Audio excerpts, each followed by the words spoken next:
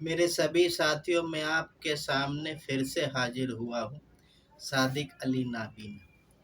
इस वक्त भारत में माहौल बिगाड़ा जा रहा है कि कुछ कहने की बात नहीं।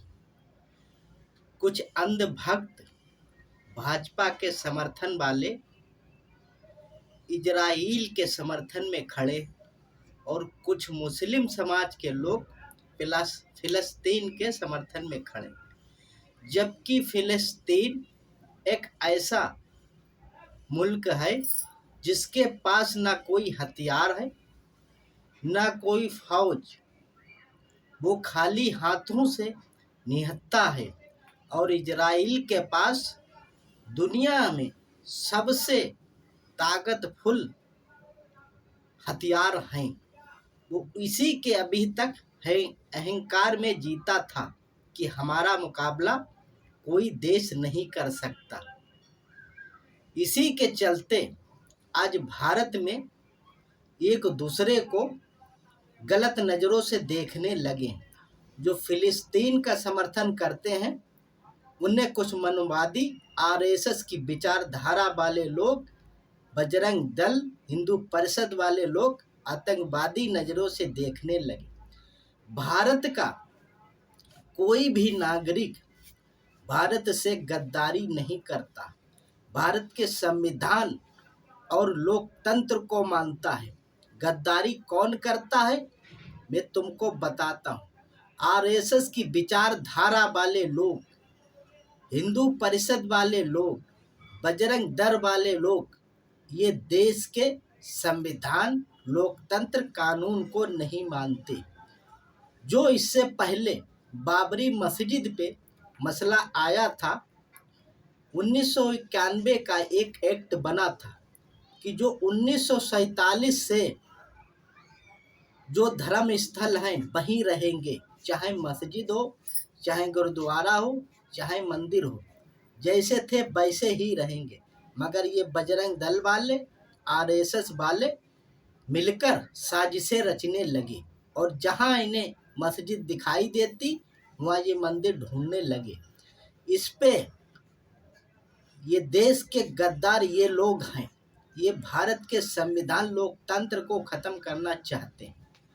और जो गोदी मीडिया इस वक्त इजराइल के पक्ष में खड़ी है, वहाँ पे डिबेट कर रही है, सबसे ज़्यादा गद्दार और जलील भारत की गद्दार मीडिया है, जिसका नाम गोदी मीडिया है। मणिपुर में अभी तक वहाँ की हिंसा रुकी नहीं है। उस पर डिबेट करने के लिए इन मनुवादी मीडियाओं और गोदी मीडियो का ने टेम नहीं था।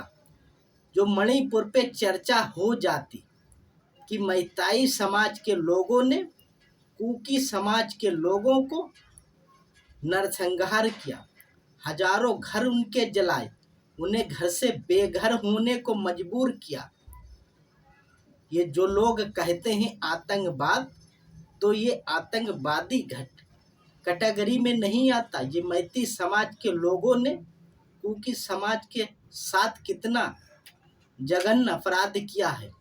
पुलिस की गोलियां, बड़े बड़े हथियार, हथगोले सब छीन ले गए। ये आतंकवादी कैटेगरी में नहीं आता, मगर इसको आतंकवादी कैटेगरी में नहीं डालेंगे। अगर कोई मुस्लिम शख्स हाथ में हथियार उठा ले तो वो आतंकवादी है।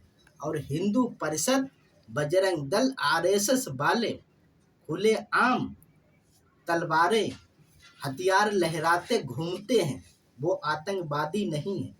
इस देश का यही दोहरा चरित्र बन गया है।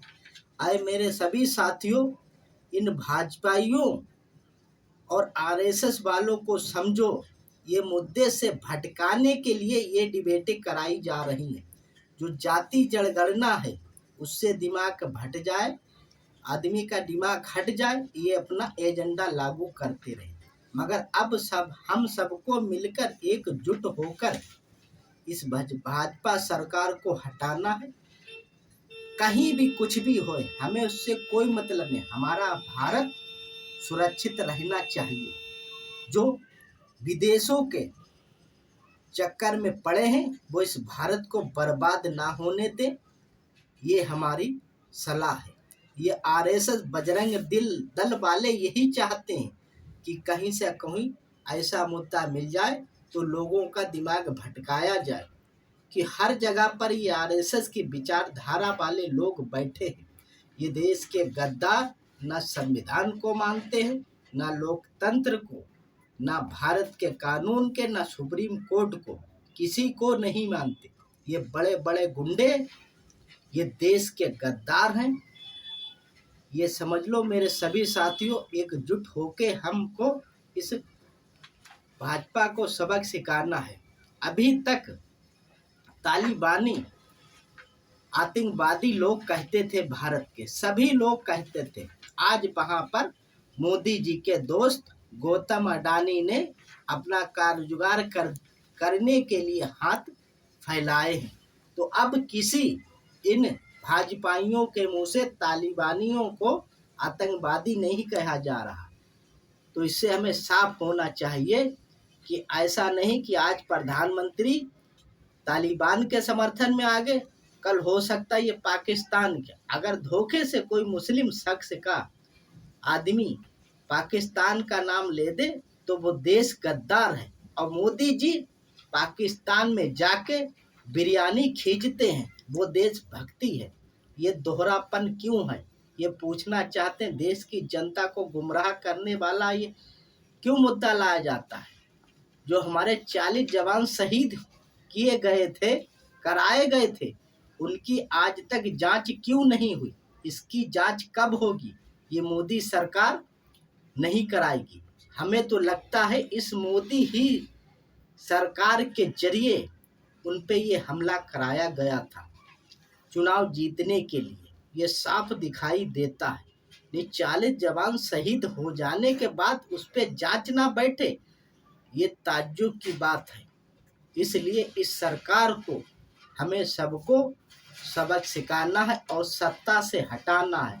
हम अपना भारत एकजुट करेंगे, हर वर्ग का लोग इस भारत में रहेगा। सभी साथियों से अपील करते मेरी इस बात से सहमत हो तो हमारे चैनल सादिक अली नाबीना को आगे बढ़ाना, फेसबुक पर भी आगे बढ़ाना। अगर मेरी बात से सहमत हो तो, वरना नहीं। जय हिंद।